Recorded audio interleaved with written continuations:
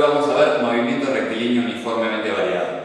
La diferencia entre el movimiento rectilíneo uniforme al movimiento rectilíneo uniformemente variado es que en el variado estamos considerando la aceleración. Por lo tanto, la velocidad no va a ser constante, va a ir modificándose. Para estudiar un poco este caso, vamos a imaginarnos una carrera entre un guepardo y un motociclista. Vamos a utilizar datos reales de la aceleración del guepardo y de la aceleración del motociclista. Lo que sí vamos a imaginar una situación en donde ambos corren una carrera para ver cuál es el primero en recorrer 100 metros.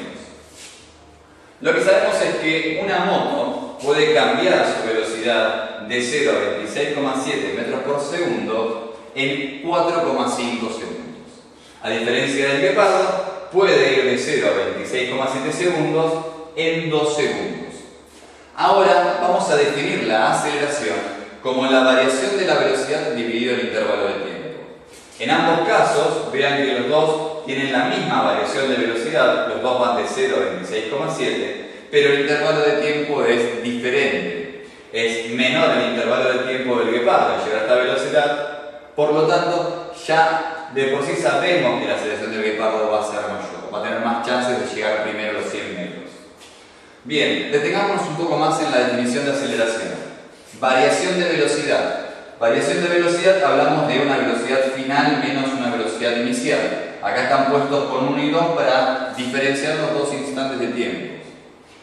Dividido el intervalo de tiempo que yo estoy considerando. Vamos a calcular, por ejemplo, en el guepardo, un valor de la aceleración. Para eso elijo dos momentos y calculo cuál es la variación de velocidad. Por lo tanto, puedo elegir este intervalo que está acá, de tiempo, supongamos que esto es 0,1 segundos, y otro intervalo similar, 0,2 segundos. ¿Sí? Acá vemos cómo la velocidad está cambiando, supongamos de 0 a 7, y acá la velocidad, supongamos que valga 9. Bien, calculemos la aceleración en esta etapa. En este momento vamos a calcular como una aceleración 1 esta variación de velocidad de 7 a 9, ¿sí? Dividido el intervalo de tiempo, 0,2 menos 0,1, esto es 0,1 metros por segundos, y vemos que la aceleración en esta etapa, por dar un ejemplo, son 20 metros por segundo al cuadrado. Ahora, utilicemos lo mismo, pero vayámonos a esta situación que está acá. Vean, voy a irme para atrás, voy a tomar como tiempo final los 2 segundos, pero me voy a ir una décima de segundo antes, es decir, un intervalo de tiempo similar. Acá tenemos 1,9 segundos. Vean que en este momento, para 1,9 segundos, estoy muy cerca de 26,7. Esta velocidad tranquilamente pudo haber sido 26 metros por segundo. En este caso, puedo calcular la aceleración número 2 como esta variación de velocidad, 0,7 metros por segundo, dividido el intervalo de tiempo, que es el mismo que antes, 0,1 segundos. Vemos que esta cuenta nos está dando 7 metros segundos al cuadrado. Conclusión: la aceleración de este guepardo no es la misma en todo el tiempo. ¿Sí? Por lo tanto, al principio tiene una aceleración mayor, es mayor el cambio de la velocidad, y después esta aceleración va disminuyendo. Lo podemos considerar que se debe a la fatiga que va teniendo el animal. Entonces, la aceleración, ¿sí?, es un valor que puede cambiar con el tiempo. Esta formulita que está acá tiene una analogía muy parecida en matemática con lo que, trabajando en la ecuación de una recta, hablamos de la pendiente. La pendiente en una recta, ustedes recordarán, es la variación del eje Y dividido la variación del eje X. Por lo tanto, en este caso también la aceleración, en este tiempo chiquitito, la podemos asociar a la pendiente que hay de una recta tangente que pasa sobre estos dos puntos. Esta inclinación de esta recta tangente que pasa por estos dos puntos me va a dar la aceleración en este intervalo de tiempo que es pequeño. Y vean que si yo uno de estos dos puntos para usar una línea recta, tiene otra inclinación, por lo tanto la pendiente es distinta. En este caso, como dijimos que la aceleración va cambiando, hablamos de lo que se llama una aceleración instantánea.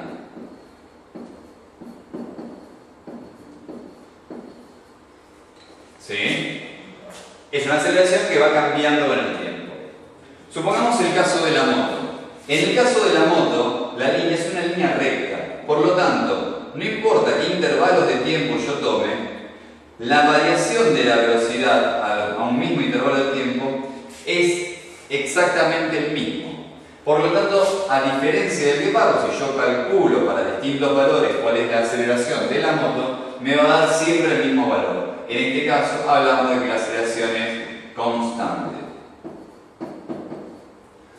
Por simplicidad, nosotros los ejercicios que solemos trabajar son ejercicios en los cuales la aceleración es constante.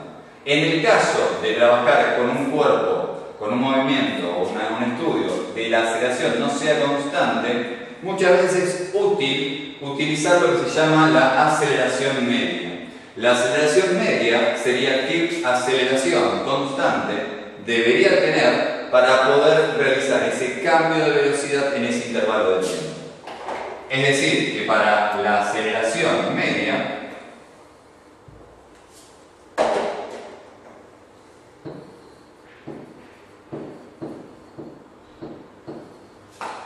voy a considerar esta variación de velocidad en este tiempo, pero voy a elegir directamente estos dos puntos.